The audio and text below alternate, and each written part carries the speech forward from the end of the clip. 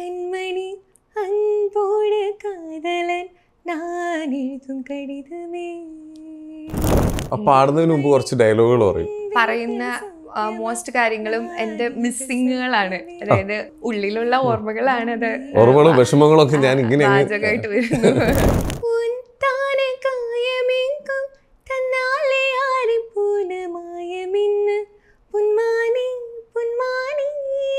എൻ്റെ വർക്ക് ചെയ്യുന്നിടത്ത് എന്തെങ്കിലും ഒരു അനുഭവം ഉണ്ടായി, അല്ലെങ്കിൽ എൻ്റെ കൂടെ താമസിക്കുന്നവരായിട്ട് എന്തെങ്കിലും അനുഭവം ഉണ്ടായി, അല്ലെങ്കിൽ നമ്മൾ പ്രതീക്ഷിക്കാത്ത നേരത്തെ ഒരു ബ്ലെസ്സിങ് ഒക്കെ കിട്ടി, അങ്ങനെയൊക്കെ വരുമ്പോ പെട്ടെന്ന് നമുക്ക് ഒന്നില്ലെങ്കിൽ നന്ദി പറയണം. ആദ്യമായിട്ടാണോ നന്ദി പറയുന്ന പാട്ടിൽ കൂടി, ഒരാളെ മിസ് ചെയ്ത അതിന്റെ വിഷമം പ്രകടിപ്പിക്കുന്ന പാട്ടിൽ കൂടി, എല്ലാം പാട്ടിൽ കൂടിയാണ്.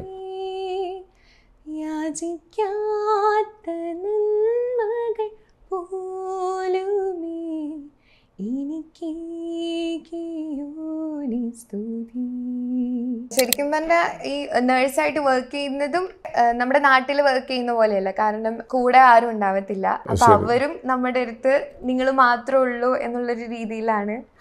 ശരിക്കും ഈ പ്രൊഫഷനിൽ അങ്ങനെ ആവരുത്, പക്ഷെ നമ്മൾ മനുഷ്യന്മാരാണല്ലോ. കുഞ്ഞു കുഞ്ഞു പ്രശ്നങ്ങൾ ഉണ്ടാവുമ്പോ നമുക്ക് തോന്നും ഇതൊന്നും ഒരു വലിയ പ്രശ്നമല്ല, അതിനേക്കാളും വലിയ പ്രശ്നം അനുഭവിക്കുന്നവരുണ്ട്. ആസ് എ സർവീസ് നഴ്സിംഗ് കുറച്ച് ഹെൽപ്ഫുൾ ആണ്. എനിക്കെന്തേ തന്നില്ല കൃഷ്ണ തുളസി കതിരാണി ജന്മം. നാട്ടിൽ നിന്ന് പോയപ്പോ ഫാമിലി അല്ലാതെ ഏറ്റവും കൂടുതൽ മിസ് ചെയ്തത് എന്താണ്? ഞാൻ കൊയറാണ് മിസ് ചെയ്തത്. ഞാൻ ഈവൻ സ്വപ്നം വരെ കാണുമായിരുന്നു എന്ത് നാട്ടിൽ വന്നിട്ട് പള്ളിയിൽ പാട്ട് പാടുന്ന.